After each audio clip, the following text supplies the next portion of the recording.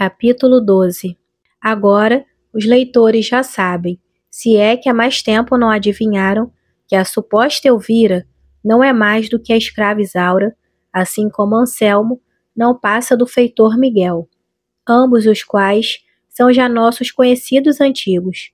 Como também sabem que Isaura não era só dotada de espírito superior, como também recebera a mais fina e esmerada educação. Não lhe estranharam a distinção das maneiras, a elegância e elevação da linguagem, e outros dotes que faziam com que essa escrava excepcional pudesse aparecer e mesmo brilhar no meio da mais luzida e aristocrática sociedade. Foi a situação desesperada em que via sua querida filha que inspirou a Miguel o expediente extremo de uma fuga precipitada, exposta a 1000 azares e perigos. E lembrava-se ele com horror do miserando destino de que em iguais circunstâncias fora vítima a mãe de Isaura. E bem sabia que Leôncio, tão desalmado como o pai, e ainda mais corrupto e libertino, era capaz de excessos e atentados ainda maiores. Tendo perdido a esperança de libertar a filha, entendeu que podia utilizar-se da soma que para esse fim tinha agenciado, empregando-a em arrancar a pobre vítima das mãos do algoz, por qualquer meio que fosse. Bem via que aos olhos do mundo, tirar uma escrava da casa de seus senhores e proteger-lhe a fuga, além de ser um crime, era um ato desairoso e indigno de um homem de bem. Mas a escrava era uma filha idolatrada e uma pérola de pureza, prestes a ser poluída ou esmagada pela mão de um senhor verdugo, e esta consideração o justificava aos olhos da própria consciência. Bem se lembrara o infeliz pai de dar denúncia do fato às autoridades, implorando a proteção das leis em favor de sua filha, para que não fosse vítima das violências e sevícias de seu dissoluto e brutal senhor. Mas todos a quem consultava respondiam-lhe a uma voz: não se meta em tal, é tempo perdido. As autoridades nada têm que ver com o que se passa no interior da casa dos ricos. Não caia nessa. Muito feliz será se somente tiver de pagar as custas, e não lhe arrumarem por cima algum processo, com que tenha de ir dar com os costados na cadeia. Onde se viu o pobre ter razão contra o rico, o fraco contra o forte? Miguel entretinha relações ocultas com alguns dos seus antigos escravos da fazenda de Leôncio, os quais, lembrando-se ainda com saudades do tempo de sua boa administração, conservavam-lhe o mesmo respeito e afeição, e por meio deles tinha exata informação do que se passava na fazenda. Sabendo dos cruéis apuros a que sua filha se achava reduzida depois da morte do comendador, não hesitou mais um instante e tratou de tomar todas as providências e medidas de segurança para roubar a filha e pô-la fora do alcance de seu bárbaro senhor. Na mesma madrugada que seguiu-se a tarde em que a raptou, fazia-se de vela com Isaura para as províncias do norte em um navio negreiro, de que era capitão um português, antigo e dedicado amigo seu. Este, chegando às alturas de Pernambuco, como daí tinha de singrar para a costa da África, largou-os no Recife, prometendo-lhes que dentro de 3 ou 4 meses estaria de volta e pronto a conduzi-los para onde quisessem.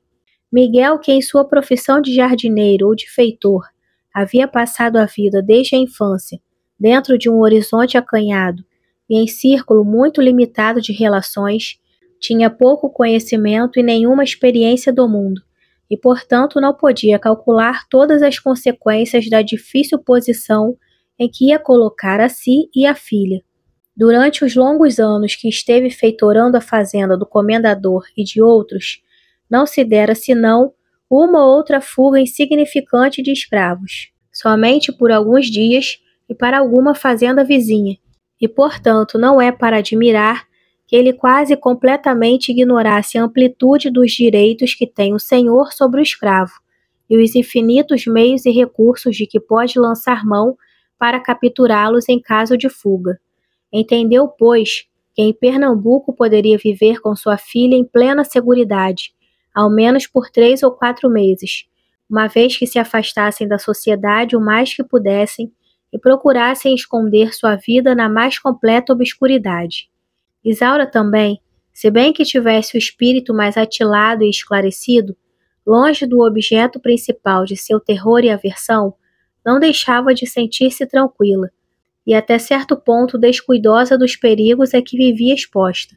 Mas essa tal ou qual tranquilidade só durou até o dia em que pela primeira vez viu Álvaro. Amou com esse amor exaltado das almas elevadas que amam pela primeira e única vez, e esse amor, como bem se compreende, veio tornar ainda mais crítica e angustiosa a sua já tão precária e mísera situação. Álvaro tinha na fisionomia, nas maneiras, na voz e no gesto, um ponto de nobreza, de amabilidade, e era profundamente simpático, que avassalava todos os corações. O que não seria ele para aquela que única até ali lhe soubera conquistar o amor? Isaura não pôde resistir a tão prestigiosa sedução. Amou com o ardor e entusiasmo de um coração virgem, e com a imprevidência e cegueira de uma alma de artista, embora não visse nesse amor mais do que uma nova fonte de lágrimas e torturas para seu coração. Medindo o abismo que a separava de Álvaro, bem sabia que de nenhuma esperança podia alimentar-se aquela paixão funesta, que deveria ficar para sempre sepultada no íntimo do coração. No seu cálice de amarguras, já quase a transbordar, tinha de receber da mão do destino mais aquele travo cruel, que lhe devia queimar os lábios e envenenar-lhe a existência. Já bastante lhe pesava andar enganando a sociedade a respeito de sua verdadeira condição. Alma sincera e escrupulosa, envergonhava-se consigo mesma de impor às poucas pessoas com que ela tratava de perto um respeito e consideração a que nenhum direito podia ter. Mas, considerando que de tal disfarce nenhum grande mal podia resultar à sociedade, conformava-se com sua sorte. Deveria, porém, ela, ou poderia, sem inconveniente, manter o seu amante na mesma ilusão? Com seu silêncio, conservando-o na ignorância de sua condição de escrava, deveria deixar alimentar-se, crescer profunda e enérgica paixão que o moço por ela concebera? Não seria isto um vil embuste, uma indignidade, uma traição infame?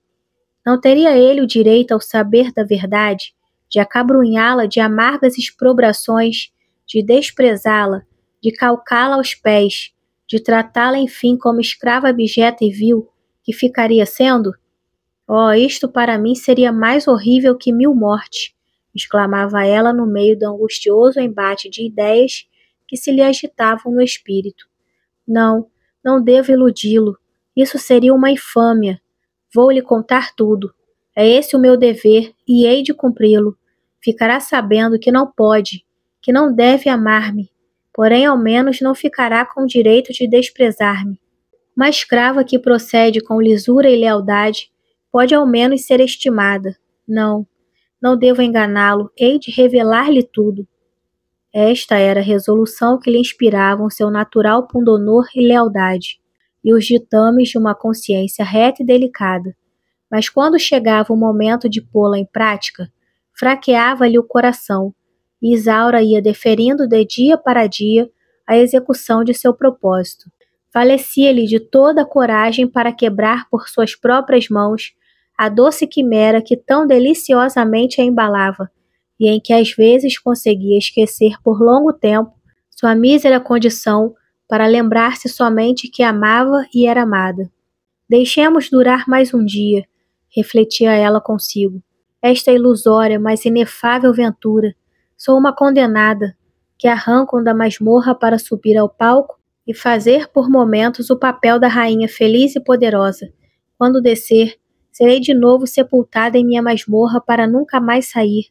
Prolonguemos estes instantes. Não será lícito deixar passar, ao menos em sonhos, uma hora de felicidade sobre a fronte do infeliz condenado? Sempre será tempo de quebrar esta frágil cadeia de ouro que me prende ao céu e baquear de novo no inferno de meus sofrimentos. Nesta indecisão, em que sempre a voz da paixão abafava os ditames da razão e da consciência, passaram-se alguns dias até aquele em que Álvaro os induziu por meios quase violentos a aceitarem convite para um baile. Desde então Isaura Entendeu que seria uma deslealdade, uma infâmia inqualificável, conservar por mais tempo seu amante na ilusão a respeito da sua condição, e que não havia mais meio de prolongar, sem desdouro para eles, tão falsa e precária situação.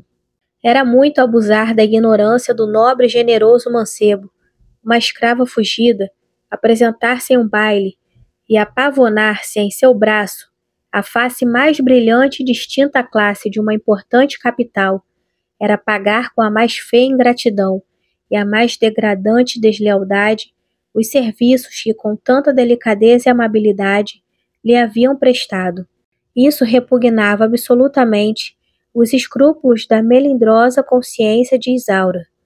É verdade que Miguel, aterrado pelas considerações que Álvaro lhe fizera, viu-se forçado a anuir o seu gracioso convite. Isaura, porém, guardara absoluto silêncio, o que ambos tomaram por um sinal de aquiescência. Isaura, recolhida ao silêncio, não fazia mais do que tentar esforços supremos para sacudir o fardo daquele disfarce, que tanto lhe pesava sobre a consciência, rasgando resolutamente o véu que encobria aos olhos do amante sua verdadeira condição. Por mais, porém, que invocasse toda a sua energia e resolução, no momento decisivo, a coragem a abandonava. Já a palavra lhe pairava pelos lábios entreabertos. Já tinha o passo formado para ir prostrar-se aos pés de Álvaro, mas encontrando pousado sobre ela o olhar meigo e apaixonado do mancebo, ficava como que fascinada, e a palavra não ousava romper os lábios paralisados, e refluía ao coração, e os pés recusavam-se ao movimento, como se estivessem pregados no chão. Isaura estava com um desgraçado, a quem circunstâncias fatais arrastam ao suicídio, mas que ao chegar à borda do precipício medonho em que deseja arrojar-se, recua espavorido. Fraca e covarde criatura que eu sou, pensou ela por fim esmorecida. Que miséria! Nem tenho coragem para cumprir um dever. Não importa, para tudo há remédio. Cumpre que ele ouça da boca de meu pai, o que eu não tenho ânimo de dizer-lhe. Esta ideia luziu-lhe no espírito como uma salvação. Agarrou-se a ela com sofreguidão, e antes que de novo lhe fraqueasse o ânimo, tratou de pô-la em execução. Meu pai, disse ela resolutamente, apenas Álvaro transpôs o portão do pequeno jardim. Declaro-lhe que não vou a esse baile. Não quero nem devo de forma alguma lá me apresentar. Não vais? Exclamou Miguel atônito. E por que não disseste isso há mais tempo, quando o senhor Álvaro ainda aqui se achava? Agora já demos nossa palavra. Para tudo há remédio, meu pai, atalhou a filha com febril vivacidade. E para este caso ele é bem simples. Declara-lhe quem eu sou e está tudo acabado. Dizendo isto, Isaura estava pálida. Falava com precipitação. Os lábios descorados lhe tremiam, e as palavras proferidas com voz convulsa e estridente parecia que lhe eram arrancadas a custo do coração. Era o resultado do extremo esforço que fazia para levar a efeito tão penível resolução. O pai olhava para ela com assombro e consternação. Que estás a dizer, minha filha? Replicou-lhe ele. Estás tão pálida e alterada. Parece-me que tens febre. Sofres alguma coisa? Nada sofro, meu pai, não se inquiete pela minha saúde. O que eu estou lhe dizendo é que é absolutamente necessário que meu pai vá procurar esse moço e confessar-lhe tudo. Isso nunca! Está louca, menina? Queres que eu te veja encerrada em uma cadeia e por fim ver-te morrer entre tormentos nas garras daquele monstro? Ó Isaura, por quem és? Não me fales mais nisso. Enquanto o sangue me girar nestas veias, enquanto me restar o mais pequenino recurso, hei de lançar mão dele para te salvar. Salvar-me por meio de uma indignidade, de uma infâmia, meu pai, retorquiu a moça com exaltação. Como posso eu, sem cometer a mais vil deslealdade, aparecer apresentada por ele como uma senhora livre em sala de baile? Quando esse senhor e tantas outras ilustres pessoas souberem que ombreou com elas, e a par delas, lançou uma miserável escrava fugida... Cala-te, menina! Interrompeu o velho, incomodado com a exaltação da filha. Não fales assim tão alto. Tranquiliza-te. Eles nunca saberão de nada. O mais breve que puder, deixaremos esta terra. Amanhã mesmo, se for possível. Embarcaremos em qualquer paquete. Iremos para bem longe. Para os Estados Unidos, por exemplo. Lá, segundo me consta, poderemos ficar fora do alcance de qualquer perseguição.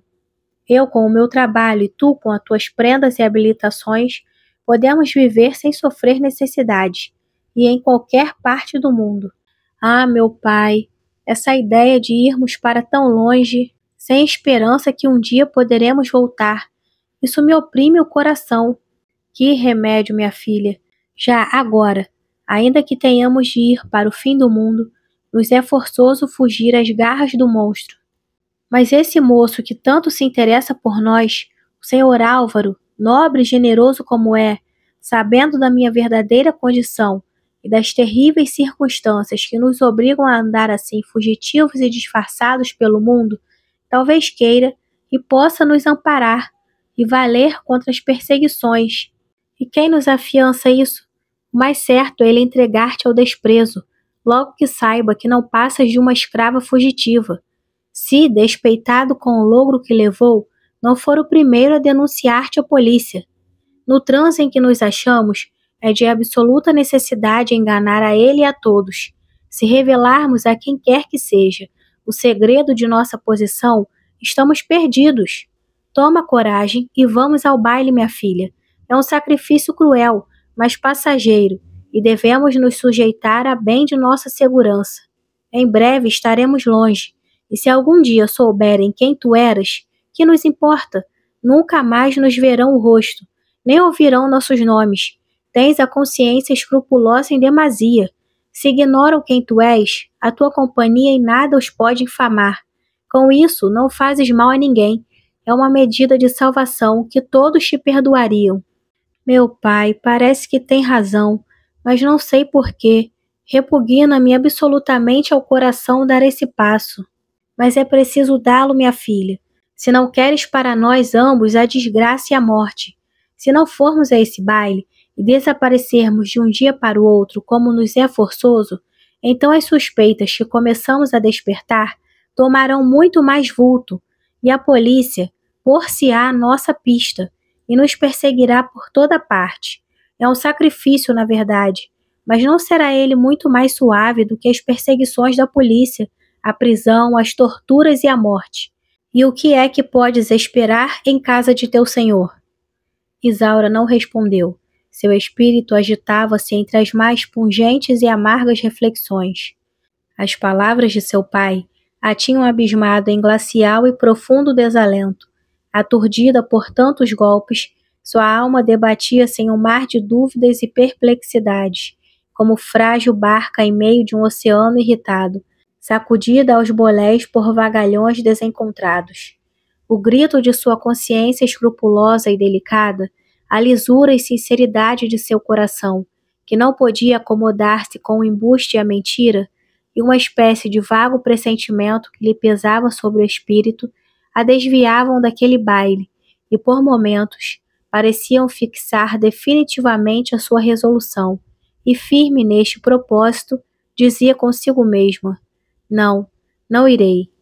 Por outro lado, as considerações de seu pai, que pareciam tão razoáveis, bem como o desejo de ver Álvaro ainda uma vez, de gozar por algumas horas a sua presença, faziam-lhe de novo flutuar o espírito no mar das irresoluções. A lembrança de que em breve, talvez no dia seguinte, tinha de deixar aquela terra e separar-se de Álvaro, sem esperança alguma de jamais tornar a vê-lo, sem poder dizer-lhe um adeus, sem que ele pudesse saber quem ela era, nem para onde ia, dilacerava-lhe o coração. Partir sem ter um ente a quem apertar nos braços na hora da despedida, nem ter um seio onde verter as lágrimas da mais pungente saudade, partir para levar uma vida errante e fugitiva, sem esperança nem consolação alguma, através de 1000 trabalhos e perigos, para terminá-la talvez entre os tormentos da mais atroz escravidão. Oh, isto é pavoroso! E, entretanto, Era esse o único futuro que a pobre Isaura tinha diante dos olhos.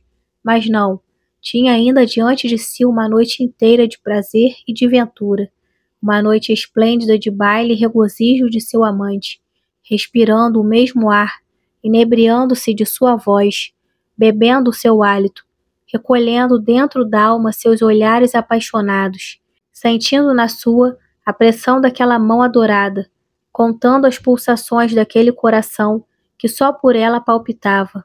Oh, uma noite assim valia bem uma eternidade, viessem depois embora as angústias e perigos, a escravidão e a morte. Cândida e modesta como era, nem por isso Isaura deixava de ter consciência do quanto valia, vendo-se o objeto do amor de um jovem de espírito elevado e dotado de tão nobres e brilhantes qualidades como Álvaro, ainda mais se confirmou na ideia que de si mesma fazia. Com sua natural perspicácia e penetração, bem depressa convenceu-se de que o afeto que o mancebo lhe consagrava não era simples e superficial homenagem rendida a seus encantos e talentos, nem tampouco passageiro capricho de mocidade, mas verdadeira paixão, sincera, enérgica e profunda. Era isto para ela motivo de um orgulho íntimo, que a elevava a seus próprios olhos, e por momentos a fazia esquecer-se que era uma escrava. Estou convencida de que eu sou digna do amor de Álvaro. Senão, ele não me amaria.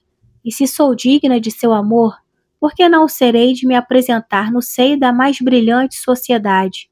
A perversidade dos homens pode acaso destruir o que há de bom e de belo na feitura do Criador? Assim refletia Isaura, e exaltada com essas ideias e com a sedutora perspectiva de algumas horas de inefável aventura em companhia do amante, exclamava dentro d'alma: hei de ir ao baile. Enquanto Isaura, silenciosa e com a face na mão, se embebia em suas cismas, procurando firmar-se em uma resolução, o pai, não menos inquieto e preocupado, passava distraído entre os canteiros do jardim, aguardando com ansiedade uma resposta definitiva de sua filha. Irei, meu pai, irei ao baile, disse ela, por fim levantando-se. Mas vou preparar-me para ele como a vítima que tem de ser conduzida ao sacrifício, entre cânticos e flores. Tenho um cruel pressentimento, que me acabrunha. Pressentimento de que, Isaura? Não sei, meu pai, de alguma desgraça. Pois quanto a mim, Isaura, o meu coração está adivinhando que ir a esse baile resultará a nossa salvação.